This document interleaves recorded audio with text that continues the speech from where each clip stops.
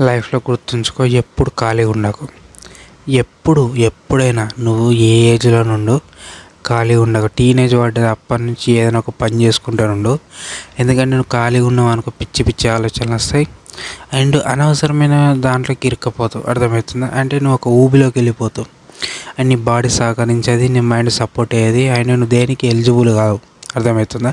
అందుకే టీనేజ్లో ఉన్న వాళ్ళు ఎవరైనా, ఈ వీడియో చూస్తున్న వాళ్ళందరూ టీనేజ్ మీరందరూ ఏదైనా ఒక వర్క్ వేసుకొని, అర్థమవుతుందా, మీరందరూ వర్క్కి అలవాటు పడ్డారనుకో, ఎప్పటికీ మీరు ఓడిపోరు. అర్థమవుతుంది? ఎప్పటికీ జీవితంలో మొత్తంలో గుర్తుంచుకొని, ఎవరైతే పనికి అలవాటు పడ్డారో వాళ్ళు ఖచ్చితంగా సక్సెస్ అవుతారు.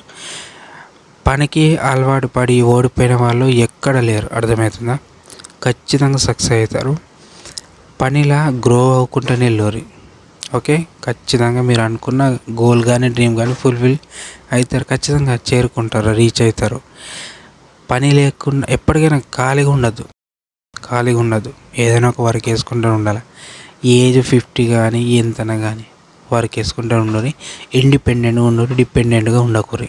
ఓకే, ఇండిపెండెంట్గా ఉంటేనే నీకు ఒక వాల్యూ, డిపెండెంట్ ఉంటే నీకు ఒక వాల్యూ ఉండదు.